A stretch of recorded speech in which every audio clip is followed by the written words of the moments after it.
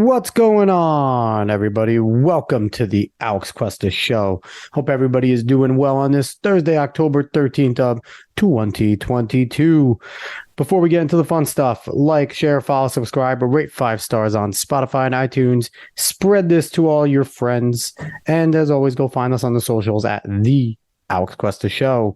This week, unfortunately, we will not be having a guest. I know we've had a string of them so far, and they've all been fantastic. We had one lined up. Sometimes things just don't work out. They get busy, hence why we're recording a day late, and it's okay. We will have that guest on again another time because we are determined, because the topic today has a lot to do with that guest. But before we jump into anything, hello, David. How are you? Hi. I'm pretty good. I'm excited to talk about the topic that we're going to talk about today, because we talked about it many times before, and, we just enjoy it. Yes, we have talked about it many times before, but I think this time is going to be a little bit different. Now, we're talking about New York Jets football. We're through 5 weeks, and I don't think where any of us really would have thought, really going into this season, especially with Zach Wilson getting hurt early and having to go to Joe Flacco for 3 games. I don't think any Jet fan thinks that we're sitting 3-2 after going through the AFC North and playing the Dolphins. Granted, an injured Dolphins team, part of the injury was caused by the Jets, but I'm not giving the Dolphins any excuse because this Jets football team is injured. Our O-line has been decimated, and we're 3-2. So I'm not giving them a pass, but this week we're kind of at the quarter+1 mark because the NFL schedule is weird now, and it's not a 16-game season anymore. It's 17 games. So this is kind of the quarter mark. I feel like everyone is using this as their line of demarcation. If you look online, this is kind of the first quarter. So Dave, before we jump into all, we're going to get specific. We're going to talk about specials, offense, defense, coaching. We're going to do a little bit of everything. But before we get into that, just what is your feeling right now about the team? I feel pretty good. I remember I've talked to a bunch of people about the Jets, but I remember I talked to one specific person, and I said to them, if the Jets can go 2-2 through the AFC North, we have a chance to have a good season on our hands. That is something that you want to see, going 2-2 through these first 4 games, because then everything could open up after that. I mean, I know that the Dolphins were obviously a test before Tua got hurt, and then, of course, we hurt Teddy. But still, a test of a team in general. And we have other games to play, but you start off 2-2, you have hope throughout the season to actually make some kind of push for the playoffs. Yes. You start off 1-3 or 0-4, that's basically the end of your season already. So, I mean, just going 2-2 and then beating the Dolphins the way we did to get 3-2, I feel pretty good. We'll see I feel better about this Jets team than I have of past ones. There's a lot more confidence in some of the things this Jets team does. But this next game against the Packers is the type of game where if it is same old Jets, we get blown out. So we'll see what happens. I feel good about this game. I don't think it's going to happen, but I know football wise, never be let down by something like that happening. Where I think the Jets may fall into trouble this week is everybody knows what the Jets are trying to do now. Through the first 5 weeks, we had Joe Flacco for 3 games. So it was kind of like, do we know what this Jets offense is really going to look like? Flacco's going to check the ball down a lot. He's a statue. They're going to rely on the running backs, yada, yada. Flacco's a good deep ball thrower. Mm-hmm. So teams, I think, were kind of a little bit on edge. They didn't know exactly what they were going to get from Flacco. Yeah. When it comes to the offense in the last 2 weeks, Zach Wilson's back. How does Wilson look? What does he do? I think we clearly saw what this offense wants to be this past week, running through our 2 running backs, Wilson taking care of the football, and, just playing competent, good, unpredictable offense. I think a good thing is our offense is unpredictable, which is frustrating to fans at times, because I think we're looking at some of Matt LaFleur's play calls and we're like, the fuck are you doing? But at other times, we got to just trust him because it's working. So before we get too much in the weeds with all this, Dave, let's start jumping down the units, and let's really, not go too deep, because obviously we don't want to sit here for 5 hours like we can, but deep enough to give kind of an analysis. So let's start with the unit that I don't think is getting enough love because it's been steady and it's been a really good phase of this team, the special teams unit. Well, let's start off with a kicker. Me and you have complained about our kicking situation a good amount. Ever since we let go of Jay Myers now, was this 4 years ago? 5 years ago, at least? Yeah. Because he went and won a Super Bowl with Seattle. Whenever Seattle won the Super Bowl is when they grabbed Jay Myers. He was on that Super Bowl team, I believe. I don't know about that. Was he not? I don't know about that. I thought he was. Either way, No, I don't think so. It's been a little while since we've had Jay Myers, but since then, the Jets have not been able to get a kicking situation right. We've went through a ton of guys. None of them have been consistent. Greg Zuerlein is not going to be a Jet for a long time. He's at the end of his career at this point, maybe another year or so. But what he's doing for the Jets right now is something that Jets fans haven't seen in a long time. He's been consistent, Dave. He's making 50-plus yarders nice and easy. He's making all the easy ones. I'm not worried about extra points anymore, which I used to be worried about extra points. They're pretty automatic right now. How do you feel so far with our kicking game? It used to be able, we used to hold our breath every time. Right now, I'm just watching it and it's routine like it should be. Yeah, that's the thing. I feel good. Greg DeLeg, he started off shaky the first game, but now he's been fine. I don't have any worries when he's up to kick. And so I'm happy about that. That's you don't want to have to really ever be actually talking about your kicker much. Like the only kickers that really should be talked about if they're doing well is like Justin Tucker because he's a machine. Yeah. But other than like him, you're not going to talk about many kickers unless they're making a ton of clutch kicks and stuff like that. Like you just don't want to be mentioning their name too much because if you are, it's usually to complain about them. Yeah. Yeah, you're right. You're absolutely right. Let's stick with the kicking guys. Brandon Mann was a guy that at the beginning of this year, I think a lot of fans were going, maybe we need a new punter because last year he was not good. There was just a flat out. He was not a good punter. Mann, by the way. Braden Mann. He was our best draft pick 3 years ago, but he was not good. He just wasn't. He was shanking a lot of kicks. He didn't have the leg that we saw his rookie year. His rookie year was pretty good. A little inconsistent as a rookie, but still good. This year, he's been outstanding. I think he maybe has one bad kick, and it wasn't even a terrible kick. Yeah. But for the most part, he's done exquisite, especially at the start of that Dolphins game when, when we needed between into five, basically. His first two punts was in the 10 and another one was at the 3. Yeah. Like he was a big reason why the Jets got the safety early because of his great punting ability and things like that. So he's been great. We have to give him credit. Dave, I don't know if you have too much to say about Braden, but not really. I mean, it's just yet again, I haven't had to say, damn it, man, what are you doing? So I'm happy about that. Like you said in this Dolphins game, I was just happy because he had good punts that even gave the airtime to get our gunners down there in order to field it and stop it at the best possible time. So he's been good this year. I'm very happy with him. I want him to continue just so we don't have to ever shop for a punter for a while, because that would be awesome. Now, another question, is Braxton Berrios going to get shanked again when it comes to, not being an all-pro? Because I think he's already at an all-pro start. Every time he's had a chance to return the ball, he's returned it well. He's especially off punts. On the kicks, I think he's a good kick returner. I'd maybe like to see a running back. I'm always a fan of running backs returning kicks, mostly because I think they're a little tougher. I think they take hits a little bit better and they see lanes a little bit better. It's kind of just that's what they do as running backs. I just think it's hard to say. Returner. I just think it's hard to say no to his acceleration. Agreed. His ability to get to top speed and just no time at all is terrifying to go up against. So I think he's been just fine. I think he's actually done pretty damn well. Yeah. Oh, yeah. And I always envy guys that aren't huge like him. And you see him just getting fucking mollywopped. And he just gets back up. And he just gets back up and he plays. He had one weird moment with the touchdown when he got hit on the head, but he just gets back up. And it's like I'm sitting there looking at it. And I don't think Braxton Berrios is much bigger than me or you in every which way. I think size-wise, he's obviously in better shape.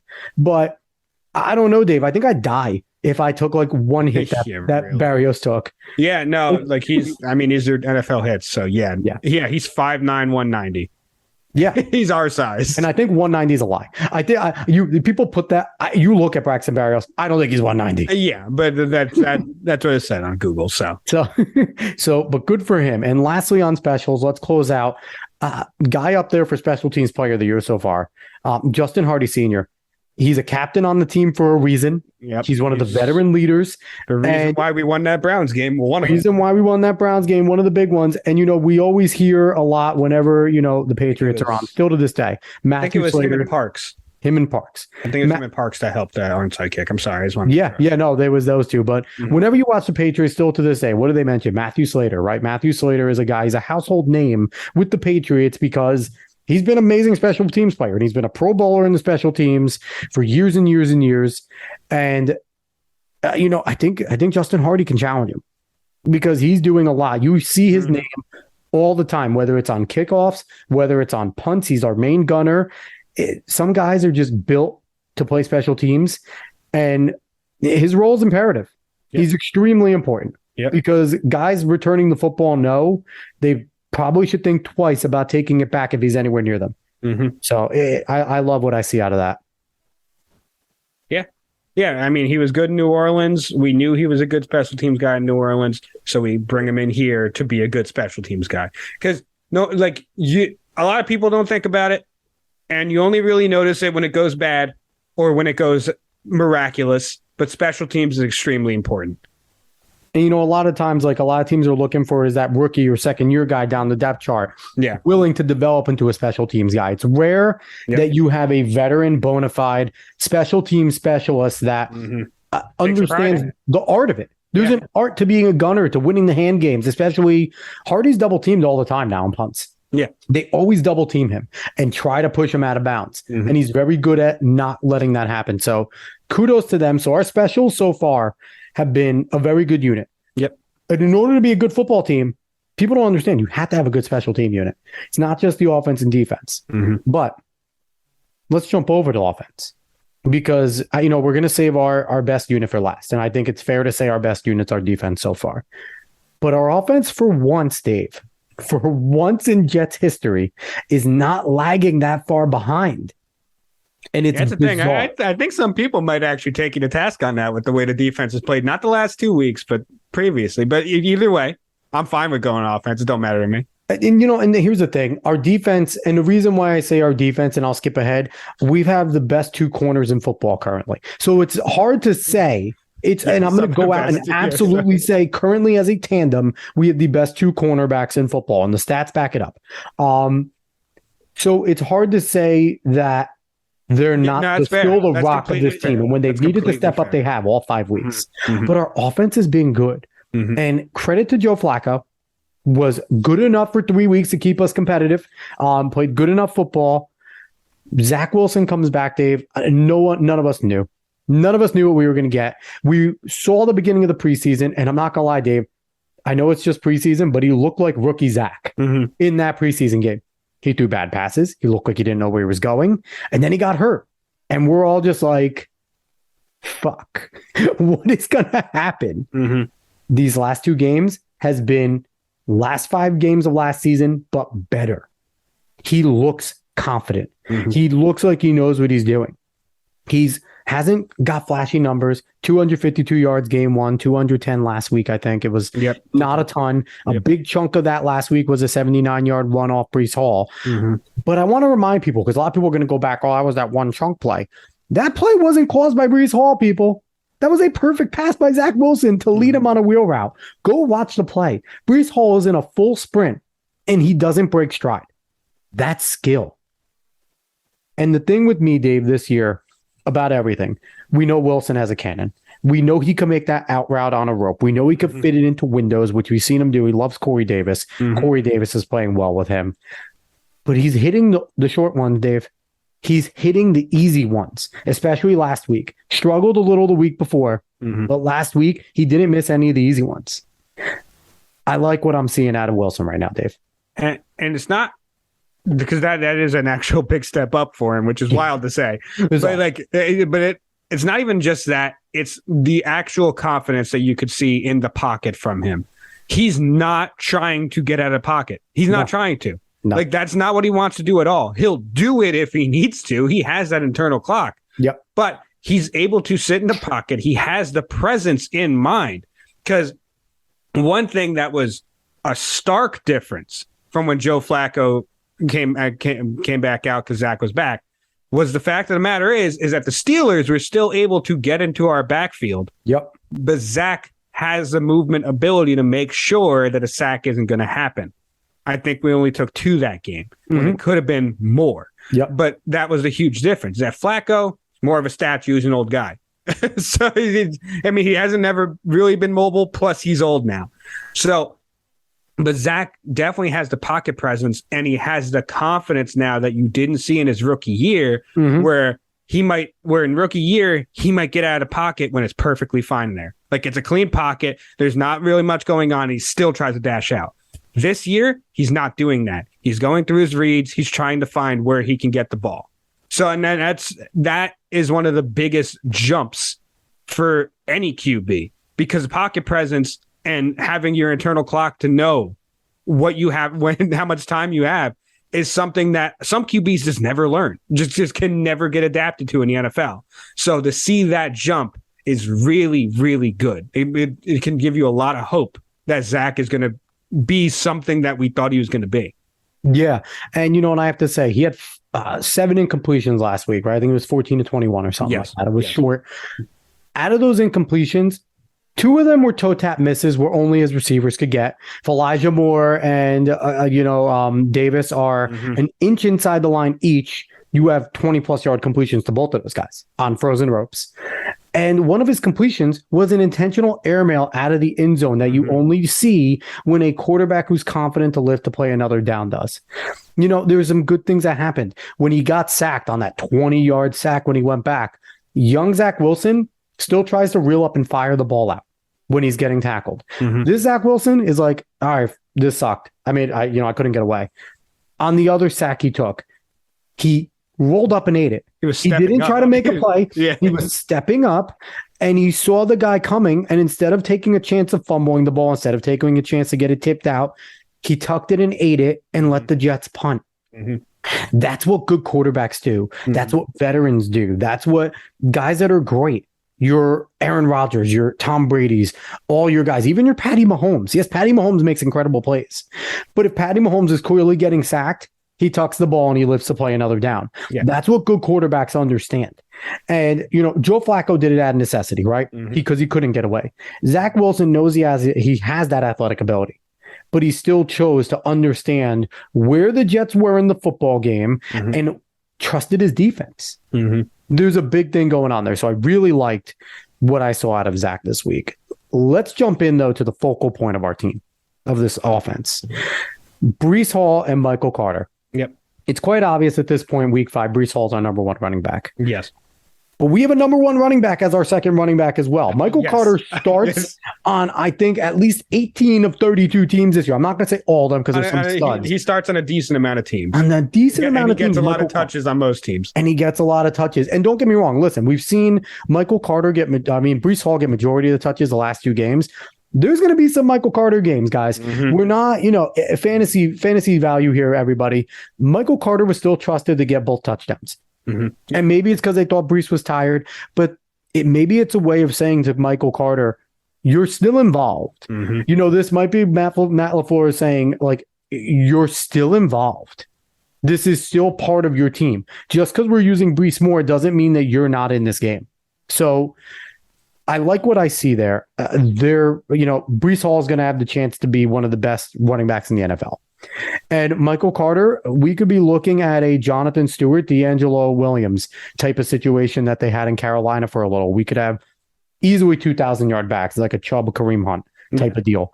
And it's exciting, Dave. You made the comparison of Breece Hall, and Zach Rosenblatt agreed with you, which was awesome. Who did you say Breece Hall reminds you of? Well, first, I do want to correct you because I thought you said it wrong the first Mike time. LaFleur? It's Mike LaFleur. Yeah, I confused. We're going against Matt LaFleur. Maybe that's why, because we're playing Matt LaFleur this week. It's like mixing up the hardballs. I suck with the names today, Dave. Keep on. It's all right. It's okay. But I said to you, I think yesterday I said it to you. It was before I saw it today. Yes. Yeah. But I said to you that Breece Hall reminded me of Matt Forte. Yep. Just the way he runs. I don't know. It's just a style of running and his ability to catch the ball out of the backfield and make plays off of it.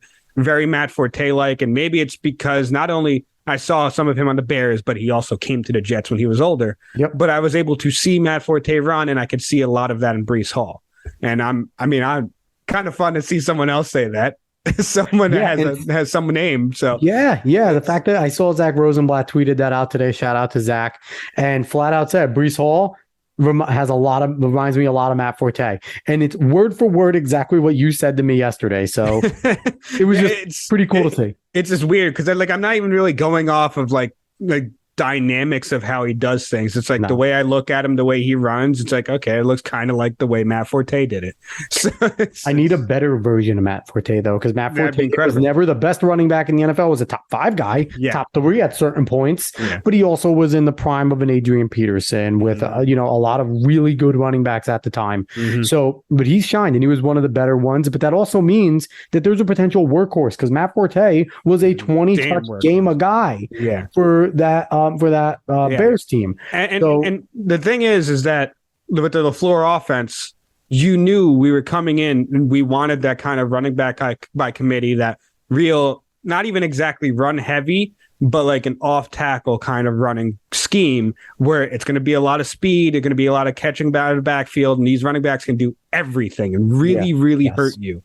So having that pick of Breece Hall was perfect for our scheme because we already had Michael Carter, who proved he can run the ball sufficiently well last year. Yep. So you add Breece Hall to it, who looks like a better running back, which is no issue with Michael Carter. Breece Hall is just an absolute monster. But you have those two in the backfield when they're lined up right next to Zach Wilson on either side. You're getting kind of worried about who's going to get the ball and what they're going to do. And they're doing that a lot. Exactly. And I love that. They're lining both guys up next to each other. And the thing about them, too, we talked about this earlier, Dave. They're both willing blockers. Yep. They have no problem leaving either of them in on passing downs. And you just see them. They run as fast as they fucking can to the line to take a hit from a linebacker. And they both take pride in trying to stonewall these guys. And you don't see that a lot. One of the best guy in the NFL, I think, still to do it is Ezekiel Elliott. Ezekiel Elliott, to me, is still the best pass blocking running back because, again, he's a willing guy. He enjoys it. You have to be a sick type of freak to enjoy that type of thing because you're in a very vulnerable spot with these linebackers who like nothing more than to kill people. And you're sitting there putting yourself there, standing your ground and going, bitch, please. You're not. And they stonewall. And they're not just trying to cut block guys. They're standing and delivering. And it's awesome to see. They're definitely our focal point. I'm having fun with it. Yes. So let's go on to the next faction, our wideouts. Last 2 weeks, it's been the Corey Davis party. Yep. Zach Wilson and Corey Davis have a great connection. The first 3 weeks, it was Elijah Moore, Garrett Wilson, a lot more with Joe Flacco. I don't know if it's a stylistic thing between Flacco and Wilson, what they like to see more, or if it's a connection thing. But our wideouts, Dave, we have a lot of weapons. And we haven't seen many drops so far, which is beautiful. Because in the past, last year for Wilson, he had a lot of drops against him. This year with Wilson, at least, we've seen less drops. Flacco had a few games where the guys dropped a good amount of balls. They haven't dropped as many for Wilson. I'd like to see him get Garrett Wilson involved more. I'd love to see Elijah Moore involved a little more. I mean, Tyler Conklin and CJ Uzoma are non-existent right now. Conklin had a good first game against the Steelers, but last week he was gone. Like, we didn't see him. I'd like to see him get the tight ends involved more, but I guess they kind of lag behind when our running backs are involved as much. So, but I mean, I'm happy with our wideout play. Especially Garrett Wilson and Elijah Moore. Their win rate is incredible in their routes. They're both ranked top 15 in the NFL with their win rate on routes. Corey Davis just knows how to get open in seams at this point, and he has a good connection with Zach. I'm extremely pleased with our wide receiver play at the moment. Yeah, Zach absolutely loves Corey Davis, but even though he does, it's not like he's staring him down. He's actually spreading the love, which is a very good thing. But yeah, you could see the connection with him and Corey Davis is just there. And it's probably because of last year. Corey was his number one last year. So yeah, he really has that confidence going to Davis, but he's more than willing to throw it to everyone else. Garrett Wilson is an absolute stud. Just because he's quieted down the last couple of weeks doesn't mean that his separation's incredible and his ability to get yards after the catch is unbelievable. So I mean, there's no reason not to be excited to just watch him play. I mean, similar with Elijah Moore. Elijah Moore is an absolute monster as well. He just, yet again, creates separation, fast as all hell. And I mean, Zach has to be loving it because it's. I mean, is it the best wide receiving core in the NFL? No, but it's a pretty damn good one. It's riches that you would love to have as a quarterback. It's something that Aaron Rodgers would love to have. I'll tell you that. Yep. So Zach is. I think that definitely plays into Zach's confidence coming into this year, knowing he has guys that are fast as hell, but can also create separation just off the jump too. I mean, you saw that touchdown throw to Garrett Wilson that Flacco made in the Browns game. Like immediate, right off the hike. He created separation on that fade and easy touchdown.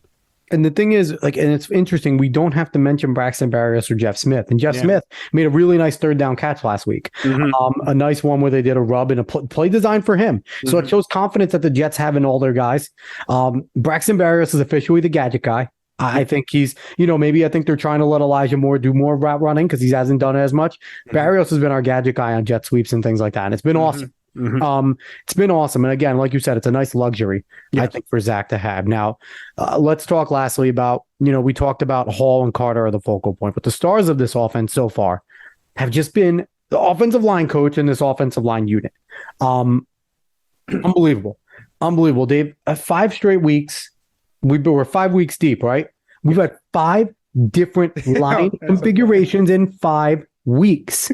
Most teams are 0-5 at that point. Yes. We're 3-2, beating some decent football teams and not getting destroyed by the good ones.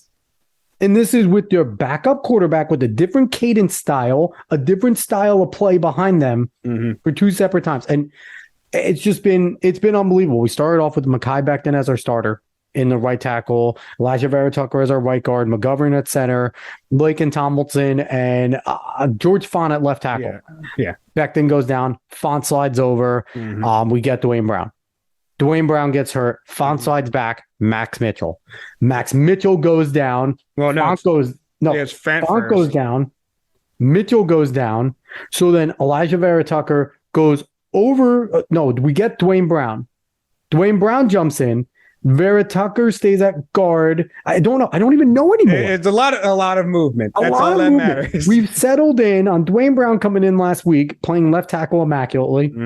Laken Tomlinson has been as left guard the whole time. McGovern has been at center, doing more than good enough. We haven't heard his name. It's been great. And then Nate Herbig. Nate Herbig at guard. Thank you. I haven't gotten his name right once in this conversation before the show. Nate Herbig was a backup on the Eagles. Joe Douglas's connection with the Eagles is amazing. And Elijah Vera Tucker playing his 3rd different position in a right tackle spot this year that he's never played before. And he gave up 0 hurries, 0 pressures, 0 sacks, 0 QB hits. Elijah Vera Tucker is the best lineman in the NFL right now. I'm going to go out there and say it. The most versatile, and he's done everything right. It's been incredible. They are the stars of this football team. You mentioned Zach Wilson having confidence in his pocket. He's been confident because he trusts these guys, and they're doing their part. They're getting enough time, they're getting enough push for our running backs to do their job, and giving Wilson enough time to make a decision. Dave, it's been amazing. They're the stars of this team right now. So we've had issues with our line in the past. We've had these type of injury issues with our line. It's been ridiculous. It's been way scarier than it has been this year. Because even though this line still has had some problems this year, last week our line was perfectly fine. Our line played pretty damn well. So it is wild. Elijah Vera Tucker is the hero of our team this year so far. Just all the movement and just his play has been incredible. Dwayne Brown, someone said he looks like Blastoise with his pattern and everything, and I love that. But he played incredibly well. We missed out, Dave. If we still had Frank Gore, we'd have a Teenage Mutant Ninja Turtle and Blastoise on the team. That'd Frank, be incredible. Come back for a game. But either way, this line has really stepped up every time that they've needed to this year. And I think a part of it seems to be because of just the passion you see in this team. Starting off with Saleh. I mean, Saleh, he's nicer in the press conferences, but you see him on the sideline. I'm not to say he's mean, I'm saying, but his passion, he really shows on the sideline. And it looks like he's willing to get in guys' ass if he needs to. Exactly. And that's the thing, is that you could see that the offensive line knows what they're doing And every single down, they want to put in that damn effort in order to get that play to run well. And you mentioned the effort, and I think they see the weapons that are there. Mm-hmm. They understand that if they could do their job just decently, then that's going to be successful. Yeah. So I think it's just kind of the faith. And, I think you mentioned when we were on the phone talking earlier, how do you just understand the way that this team works right now, and especially this offense? When Zach Wilson comes in last week against the Steelers and comes in that huddle and goes, let's go score a fucking touchdown. Yep. And what did they do? Walk down the field and scored a touchdown. Mm-hmm. And it's just, that's not a mistake. Yep. You don't do that by mistake. You don't march down, in hostile territory and win a game against a not as good Steelers team, granted. Not as good, no, but still the Steelers in their home stadium. Mm-hmm. It's not easy to do. So our offense has been better than expected. For once, Dave, our expectations and what the fans think that they see in their team and predict what their team can be looks throughout at least through 5 weeks, looks like it's coming to fruition for this team. Yes. Which is nuts. At least in most ways. In most ways. So let's jump to our D. The defense, I mean, we talk about the rock of the team. Maybe in the first few weeks they were a little shaky, but the last 2 wins, we won 2 games in a row. And a lot of that has to do with our defense making stops when they have to, getting turnovers. David, when was the last time our defense got turnovers? Exactly. You probably have to go back to Revis Cromartie. We've tied our number of interceptions, I believe, from last year already. Yeah. Which is 7. Yeah.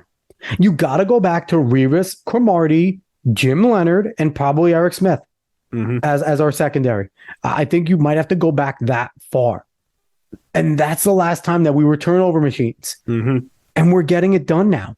And it's because most of the time, our guys, the quarterbacks have nowhere to throw. And our guys that have benefited have been our safeties. Joyner and Whitehead have benefited huge. Mm-hmm. Because you have DJ Reed and Sauce Gardner, who are the best cornerback tandem in the NFL. And then, like I said, the numbers back it up. It's not close. Our rookie, we have an Antonio Cromartie-like young player in Sauce Gardner. I'm not going to call him Revis because, he has a long way to become Darrelle Revis.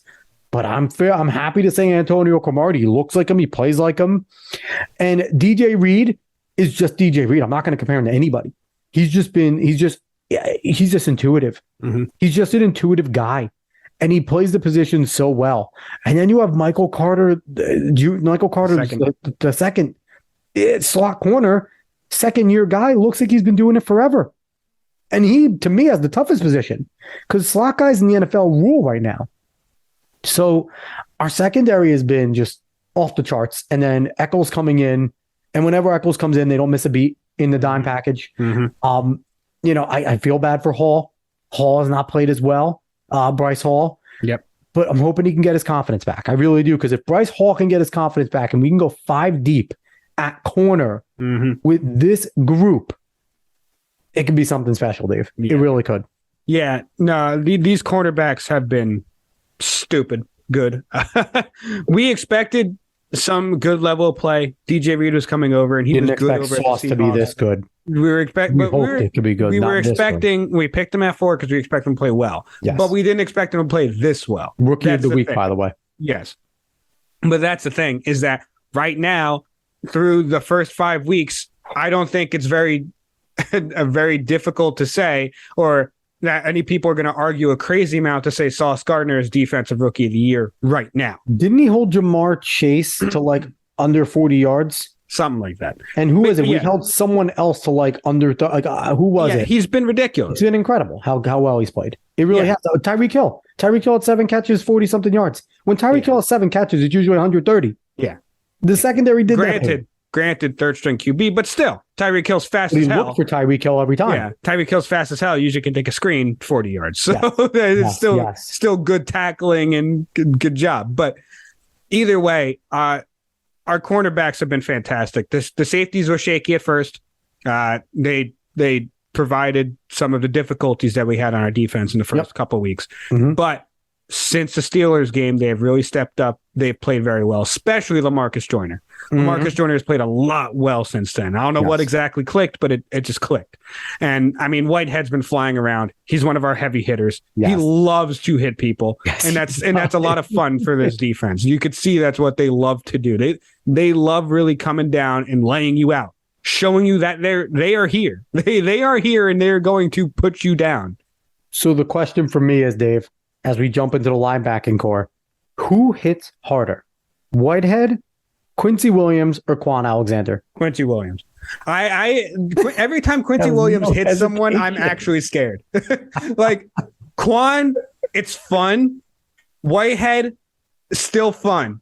Quincy Williams, I'm scared for that person. Okay. I am terrified for that person's well-being. Who kills a man on the field first, Michael Clemens or Quincy Williams? Probably Michael Clemens, but that's a completely different factor. Michael Clemens' like stare and voice is just is intimidating, and it's nothing really against the guy. Like it's nothing against Michael Clemens. He's just an intimidating man. I'm getting a Michael Clemens jersey, by the way. He's my favorite player. I would not blame you. Just because he looks like a video game. When you just hold sprint the whole time on an old Madden, that's the way Michael Clemens is, because he's always sprinting all over the field. We're going to talk about linebackers first, though, because the linebackers have just been steady. They've been good enough, and they are fast as hell. Yeah. You're not going to sit there and talk about this linebacking core of, our starters are Quan Alexander and on the Mike, CJ Mosley in the middle linebacker, and then Quincy Williams playing the will. Mm-hmm. You're not going to see them being great run stuffers. Don't get me wrong. They're willing run stuffers. They fill holes, but they're not guys that are big and can take on a guard or a center that pushes them. They do get washed. Yes. But what they lack in that, they make up for, they cover the flat. We could play a cover 3, which is the way Saleh likes to play, because our linebackers get in the flat and cover the flat so well. And that's exactly the way this defense is designed to run. It doesn't run well unless you have athletic linebackers especially your outside guys, but even CJ Mosley. They're leaving CJ out on an island to play underneath on tight ends every time. Mm-hmm. Every time, and he needs to perform. And it's not easy. And it's not easy. And it's something that CJ Mosley didn't do. He didn't do that in Baltimore. He was not asked to cover tight ends all the time. Obviously, it's a middle linebacker's job every once in a while, but he wasn't exclusively the guy. Usually a safety comes down. They're asking LaMarcus Joyner to play center field a lot of times in cover 3. They want Whitehead to kind of bully guys underneath and, not necessarily play high. It's on Mosley a lot of times to cover that inside seam guy. And he's doing a really good job. And our strength is our receiving, our passing, our pass protection, I guess, but our coverage with our linebackers. Yes. But they do hit like hard as hell. All three of them hit so hard. 100%. There's been some detriments. Some of the angles they've taken are not good. Mm-hmm. Like you said, they can get washed. Some of the tackling hasn't been great. We saw that in the Dolphins game. Mm-hmm. But they have stepped up when needed to. Quan Alexander made that a 4th down stop. Absolutely. Like, they have done what they need to do in the crucial parts of the game, which, listen, if you want to play a lot of bend but don't break, if you want to play a lot of these things that keeps us in games, I'm fine with it. As long as you're not allowing just a ton of points, most people aren't going to be too mad. There's some things where you look at what the linebackers do on a play, it's like, what are you guys doing? Like, or how'd you let that happen? Because like, a lot of times when we're getting run on, it's because either someone on the line made a mistake or some linebacker took the wrong angle. Yep. But overall, like, it hasn't been like this absolute trash unit. It's been a decent unit. It's been they've done what they need to do, and they've come up in crucial parts of the game. Yeah, because in last game, the Jets were playing a lot of 8-man in the box. Mm-hmm. And that's dangerous to do against Jalen Waddle and Tyreek Hill. So they showed a lot of faith in that secondary to do their job. And again, like you said, 3rd string QB, not necessarily going to take the shots that you would take if you had 2 or even Eddie Bridgewater down there. Because a lot of times they'd see 8-man with single coverage and they would just throw it on a fade, hoping to get a pass interference or a big play. Yep. So there is something that goes to that, which is, I think, Ulbrich knew that. And knew we could crowd the box and kind of shut down Mostert, which they didn't do because Mostert had a good game. Yeah, but they did what they could. So our linebackers are doing enough. I hope they can continue to do that. I hope teams don't scheme against that. And we're going to see it's going to be a challenge this week with the Packers. Yeah. Because, Jones is a very good running back. Mm-hmm. And there's against this team, if they run in the tackles, I mean, we could be looking at a guy getting $150 and 2 scores against us. And it wouldn't surprise me because that is our weakness, is our interior rushing. Even though numbers wise, they haven't been bad this year. Yeah. But we will see. So let's jump into what has been our perceived strength for the last 2 years and may finally be coming to fruition. Our defensive line. Carl Lawson, we were told all last year what a monster he was going to be, right? Mm-hmm. And CJ Uzomah came in this year and said, I guarantee that Carl Lawson's going to be a monster. I played with him. I know the guy, blah, blah, blah. Mm-hmm. So far, throughout the beginning of the year, in the first few games, Yeah. Last game, he was the best player on the field. And it was incredible. Mm-hmm. So average win rate for pass rushers is anywhere between 16 and 17%. Carl Lawson had a 54% win rate last week. Carl Lawson is averaging, I think, something in the 20s right now. He's ahead of Micah Parsons in win rate and only underneath Aaron Donald. Mm-hmm. Micah Parsons is bar none the best pass rusher in the NFL. Yes. Carl Lawson is doing something right, dude. And not to mention Quinton Williams having an all-pro year. Mm-hmm. Bryce Huff out of nowhere becoming a monster pass rusher. Jonathan Franklin Myers being effective. Michael Clemens absolutely just running like a robot and just being incredibly scary. Jermaine Johnson hurt, but he's going to be coming back. It's not anything big. Michael Clemens, the only attribute you need to talk about is he's terrifying and he doesn't stop, okay? So, one of the reasons I am laughing, which a lot of people won't understand, but there is someone I watch who does sports game stuff, and he created a character that he named Not the Murderer. It's just a perfect name for Michael Clemens. It is. And that's him. And I didn't even mention Sheldon Rankins, who's having a renaissance year for the Jets, even though he was disappointing last year, came back, and next to Quinton Williams, they're unstoppable. You double one, the other wins. They've been winning one-on-ones. And Dave, that's the biggest thing last week. The Jets, when they were one-on-one against a lineman, they won. Mm-hmm. We've seen the frustrating thing where the Jets have all been able to be stonewalled one-on-one by linemen. Yeah. And they shouldn't happen with this group. Last week, they finally stepped up and won the one-on-ones. And it was nice to see. Yeah. And it was nice to see. So D-line, I think it needs to be more consistent. They got beat up early in the game. Yes. They've been getting beat up early in games a lot. Yes. Settling in and making plays in the second half. Fourth quarter has been incredible for the Jets overall. Mm-hmm. But I need more consistency out of this line, but it looks like they're starting to get there, Dave. Yeah, they're definitely starting to get there. You can see, and I said this to you before we came on, I think the rotation played into effect of some of that slow start and still plays into effect some of that slow start because we rotate our line a lot more than any other team in the league, which you can love it or hate it. I know there are people on different sides of the aisle here, and I really don't care as long as they're winning. Yep. But yeah, I think that's definitely part of the slow start for these guys. Because when you're doing that rotation, you're not exactly getting into the rhythm that you might get in if you're staying in there for longer. Yeah. So, and you really need to feel this process out to understand how you're going to get past some of these offensive linemen. But either way, a lot better in this Dolphins game. And I really hope that they just keep stepping up because especially with the way our corners have been playing, if our D-line just crunches the time down, like even a couple milliseconds for that QB, that scary things are going to be happening. There are going to be more turnovers forced. So that's the thing, is that this line just needs to get a little bit better off a 4-man rush. Honestly, I mean, you said Lawson has been incredible. Every time they put Bryce Huff in that rotation, every time he's on the damn field, I mean, they put him on the third down most of the time, but he's terrifying. Every time he gets in, the QB is rushed. I think I saw the numbers. When Lawson, Williams, and Huff were on the field for 20 dropbacks, they got pressure on 15. It's ridiculous. Legitimate QB pressure on 15 dropbacks out of 20. Yeah. And that has a lot to do with also Quinton Williams is pushing his guys back and collapsing the pocket internally, which allows our guys to get upfield. Yeah, when Quinton going to be important against Aaron Rodgers. Yeah, when Quinton is just a big mean guy, like he just pushes you, it's ridiculous what the damage he can do to the pocket of an offense. Quinton has to be the most unassuming guy of all time because he looks like he's 13 still. He doesn't look like he's like a boy mean at all. Yeah. And then when he puts a face mask on and you can't see it, you couldn't tell that he looks like a boy. Like he still looks like a little boy. Yeah. But then but he's a little boy with the tattoo of a gigantic human's body. He's a guy that blessed himself in an interview. Like, he looks like the nicest guy in the world. But when he gets on a field, you could double team him. He's still going to hurt you. Like, it's that simple. And the thing is, too, I have not seen any of the mini drop off that we've seen from our past guys like Mo Wilkerson or Sheldon. I don't see that. I see him getting better. Where those two guys were great early as rookies and sophomores, Quinnen's getting better and better each year. He's in year 3 now.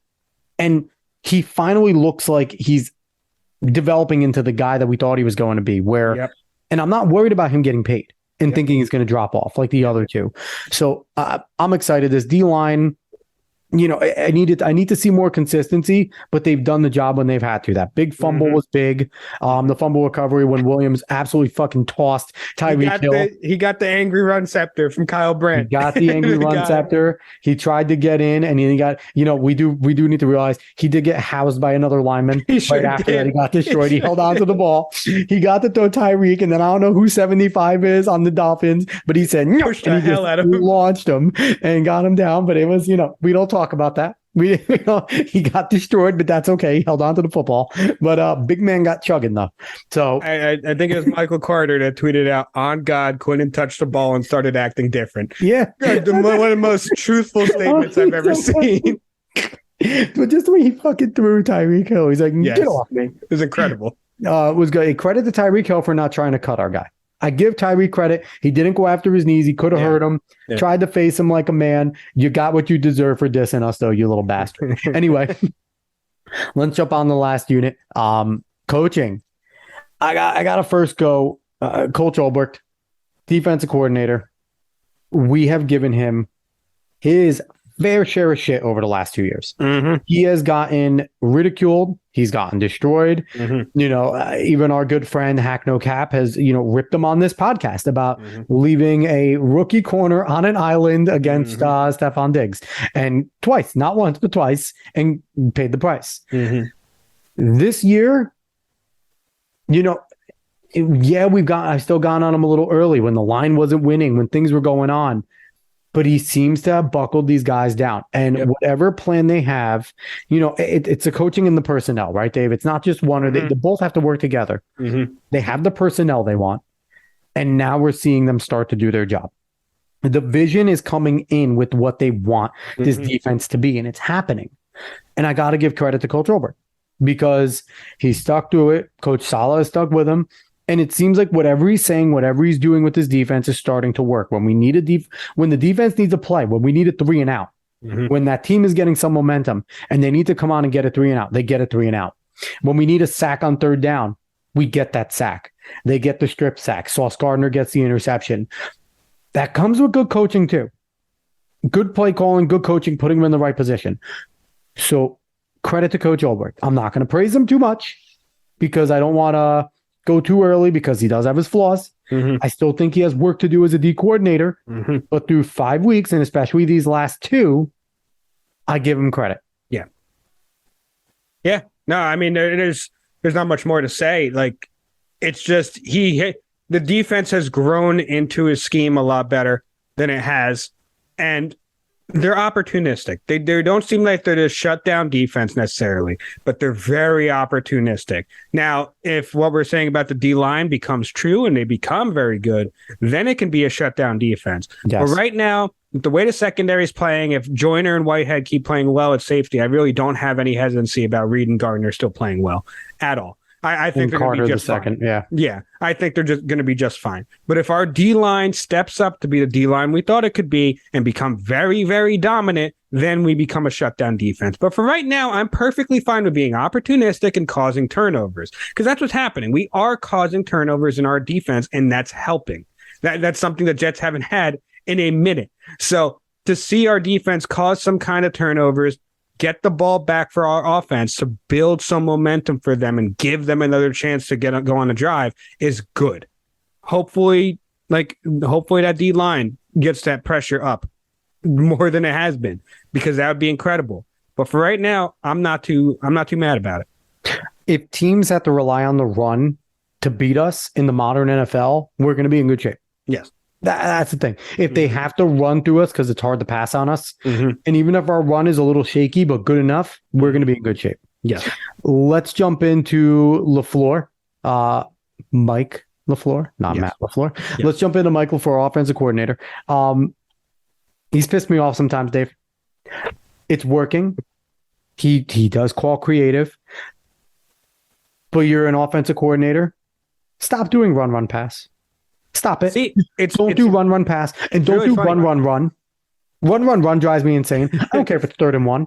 Throw the fucking ball. You're in the NFL. It's really funny because I think the thing is that, especially with LaFleur, and I know he pisses you off sometimes, He but pisses me off. you could definitely see it. He's building to something in the game. Don't care. It's what offensive coordinators do, though, and they're going to piss you off. You know that's going to happen. If you're in the NFL, you should be fined for doing run, pass. You but should. The thing is, especially with and he is damn creative. He'll pull out things that you just don't expect. And his emotions. He's an emotion a lot. Exactly. But he's always setting something up. So even when he wants the drives to continue long and every drive wants to end in a touchdown. But if it doesn't, I mean, he's already set up a play action. Let's be honest. We haven't seen a ton of play action where it's like a long hit down the field. That hasn't happened with Wilson's arm. We've had some where it's been like 15, 20, but it's going to happen soon because he hasn't he hasn't thrown that out there yet. There hasn't been that play yet. It's going to happen soon because he set up that wheel route with Carter and Brees because he already had multiple plays where they've been together. Mm-hmm. Carter is blocked for Brees or Brees is blocked for Carter, and they've gone through that kind of concept. That's why Brees was able to go undetected on a wheel route. So it is annoying as hell, but when you get to see these big plays break off because he is setting it up, he's being boring as hell sometimes because he's setting it up. If we're scoring points, I'm not that mad about it. And that's what's happening now. We're scoring points. Wilson looks confident. The team offensively doesn't look like it's confused as hell like it has been when we've done run, pass. It looks like it's meant for something. I know it's annoying as hell. I know it is. Believe me, I get it. But because it's building, I'm not very mad about it. Zach Wilson audible out of first down runs. I don't know. In the NFL, the best teams don't run on first down. They don't. They put the ball in the quarterback's hands on first down.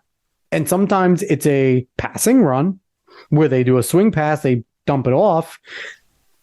Audible out of it. Tell LaFleur to eat a dick. No.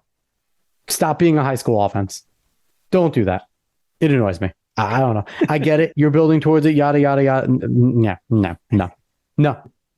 Throw the ball. Throw the damn ball. That's it. All right. So lastly, let's go on to Robert Saleh. Highly ridiculed by the whole entire Jets fan base after week 1 when he said he was taking receipts off of people that talk shit. Dude is cashing in on all those receipts right now because, after the disappointment in week 1, when, I think all Jet fans thought that, it was coaching that lost that game a lot. There were some bad decisions made. The Jets didn't play as well as they thought they should.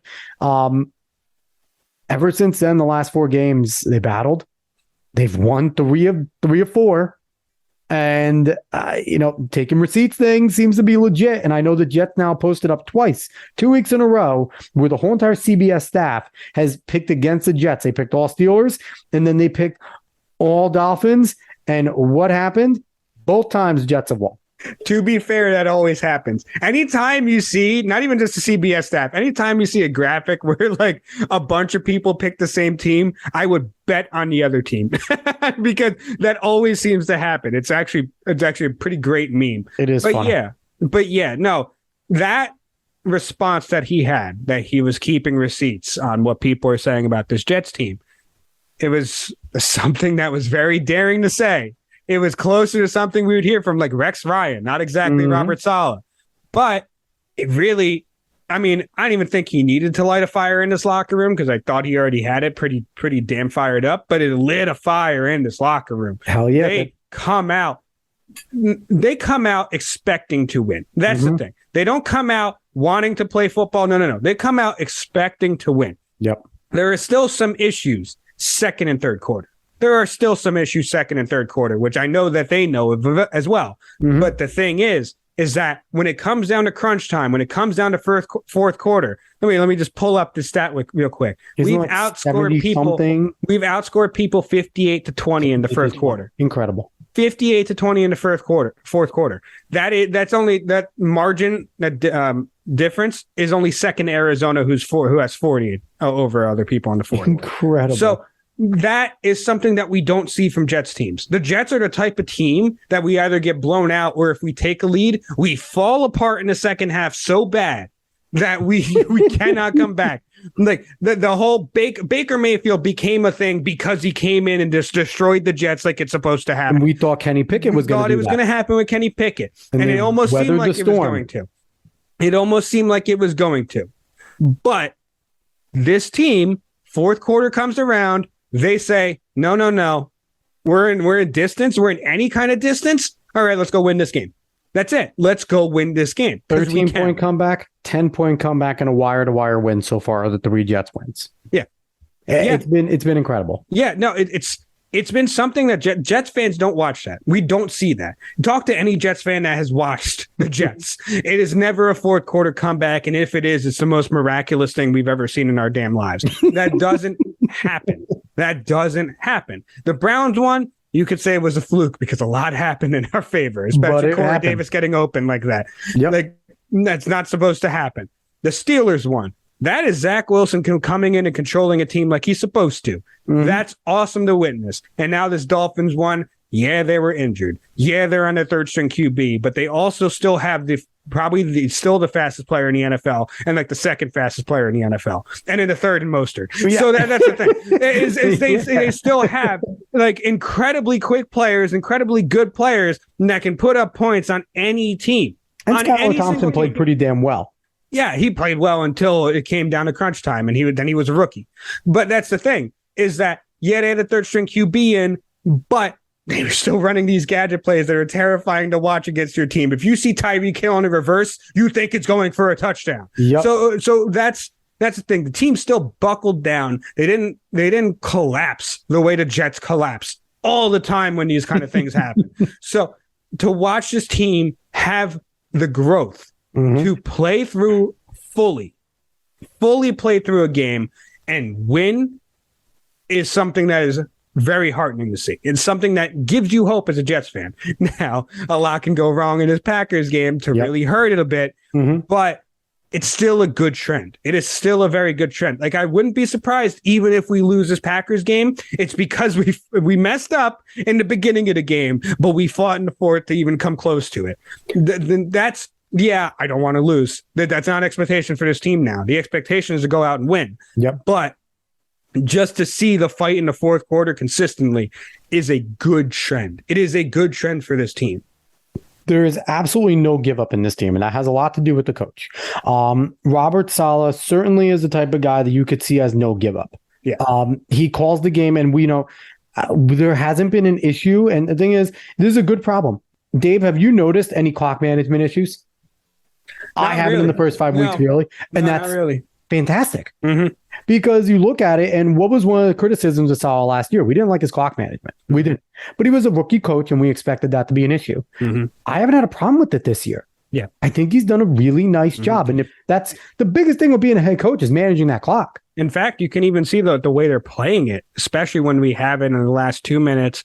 We drive it down to as low as possible to give that team damn near no time to even do anything. And that supreme confidence in Zach Wilson and the offense to do what they designed them to do there. Yeah. So it's been good. Now, Dave, we have 3 games that Jets fans are saying we have winnable games. That doesn't happen. I know. I know. 3 winnable games ahead of us. The Packers in Lambeau this week, and we travel to Denver, play the Broncos, and then we have the Patriots at home. Now, by the time we get the Patriots, Mac Jones is going to be back. Yeah. So, and Mac Jones is a good quarterback. I think he played out of his mind last year, but he's still a good quarterback. He's a competent quarterback. What do we do in these 3 games, Dave? Listen, the thing is, with this team, I can see us winning all 3. With the way that we've played, we can win all 3. And 2-1 would be incredible. Go ahead. 2-1 would be incredible, but like We're going back to same old Jets. We can go 0-3 or 1-2. Yep. But I want to see 2-1. 2-1 is what is expected of this team right now. So the interesting thing is, you look at the rest of the schedule. We talked about these 3 games, right? We could go 2-1. So let's say 2-1 feasible, 2-1 or 1-2. I don't think they lose all 3. 2-1 or 1-2. We have the Bills at home. Tough game. Probably going to lose. I think we lose both games to the Bills this year. They're the Super Bowl favorites for a reason. Yes. Yeah. Then we go back to the Patriots again. We're in New England.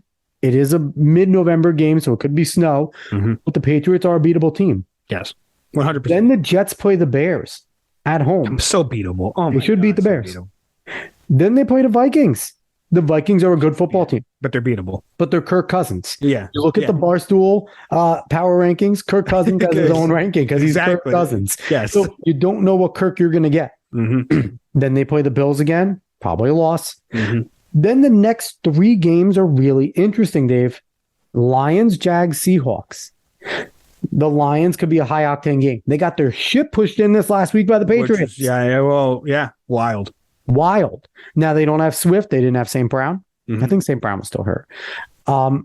They get those 2 back. They're much more dynamic. But still could be a decent game. The Jags, Trevor Lawrence, the turnover machine. Put him up against his pass rush and put him up against our secondary. No reason why we're not beating up on the Jaguars. At home. We're home for them. I'm really excited, Dave, for week 17. Eugene is playing fantastic for the Seahawks. I am beyond happy for Eugene Smith, Geno Smith for everyone else. He's playing as good as we thought he could play. Yeah. And I'm really, there's no hard feelings that Geno Smith didn't do it here. He got his jaw broken. Who knows if he wouldn't have eventually done it? Yeah. Exactly. I never saw that in Geno Smith, honestly. I'm not going to lie. He did have sparks. He had games where he had his sparks. He also never had Tyler Lockett and DK Metcalf on this team. Rashad Penny getting hurt obviously doesn't help that team. But that could be an interesting game. It could be a Eugene revenge game, or it could be the Jets coming of age. We could be fighting for a playoff spot there, Dave. Yes. And then the end of the year, they see the Dolphins with either Bridgewater or Tua back at that point. So it'll be a much more bigger game in week 18. Yeah. Dave, there's no reason the Jets aren't above 500 by the end of this year with that schedule. That's the thing. You watch the way they play. Like I said, I brought up the fourth quarter. You watch the way they're playing in the fourth. Unless this is same old Jets and they kind of implode, this team should fight for the playoffs. It is a 7-team playoffs. Yep. It's extended. At most, I'm seeing 5 losses here. Packers, Bills twice, Vikings, and maybe the Seahawks, depending on if, Eugene goes crazy. Maybe Patriots steal 1. Maybe. 9-8, 10-7. Feasible. Yeah. Feasible 9-8 and 10-7, which is incredible considering where the Jets were last year. Robert Saleh's coach of the year if they do that. Well, it depends on how the Giants keep playing because Brian Daboll may be coach of the year. But Danny Dimes exists, okay? He's going to implode. They just need to blow on his hand from behind and he fumbles. He still has fumbling. But still, Saquon's a monster. If they play, if they keep this up in some kind of way, in some facet, Brian Daboll's coach of the year. Give him co-coach of the year. They're both in New York. They would probably take it happily. But either way, just the feeling around this team. Now, like I said, this game against the Packers could really blow all of it away. Could blow a lot of it away. Yep. But the feeling around this team says that we should be fighting for the playoffs. Like Wilson's confidence in the pocket, him not just going out and throwing into every turnover worthy play possible shows that we can fight for the playoffs if we're playing the way we're supposed to be playing. I have a good amount of hope for this team. We'll see what happens against the Packers. There's a little bit of anxiety there because I think there's a vision in my head of like 40-12, and the Packers are just leaping into the stands the whole time. Something new with the butt fumble, something else. Not the butt fumble versus the Jets will be creative. But it's I don't know. I really do feel like we walk out of Lambeau with a win, and I think if we walk out of Lambeau with a win, we could really run the table before our bye, at least until the Bills. We can go 3 now. We Certainly can go does. 3-0 because the Broncos have been absolutely terrible. The Still have Broncos two wins somehow. have been trash. It's because of their defense, but they've been awful. And the Patriots, Belichick's still Belichick, but they're not very good. They're not the same old Patriots. Exactly. For all intents and purposes, as long as Tua or Bridgewater come back in good time, the Patriots should be the last place team in the division, which is incredible to say. Yes. Yeah. But it could also be 8 and 9 in last place because this division should be good. Yeah, this division can definitely be good. I think right now, it's like if it holds up, the NFC East is the best division By in football. far, they're incredible. But 2 Super Bowl contenders in that division. I don't count the Giants yet. They're playing well, but you can see the Cowboys and Eagles as legitimate for the past few years. Yeah, that division is ridiculous. But this AFC East division can be very good too. So this has been a lot of hopeful Jets talk. Yes. We've picked on some weaknesses, but we haven't been harshly critical. We'll see in a few weeks if we can come back. We'll do a halfway maybe show at some point, and we'll see if we're sitting there looking at it and going, well, we were 3-2, and now we're 3-6. It would be very Jets like. That would be terrible, but it's not like it's Robert Saleh's on the hot seat. Zach Wilson's not the guy. Yeah. Breece Hall got a catastrophic, something went wrong. He lost his sphincter in one game. He needed to have it surgically put back. Something stupid will happen to the Jets. Yeah. Yeah. No, I mean. And Tyler Conklin has become our leading receiver. We've lost 4 games in a row. It's a lot of hopeful feelings. It's the best I felt about a Jets team in a long time. So best I felt about it since Chad Pennington was the starting quarterback. Mm-hmm. And that says a lot. Yeah. All right, everyone. This was a long one, but it's always long when we talk about the Jets.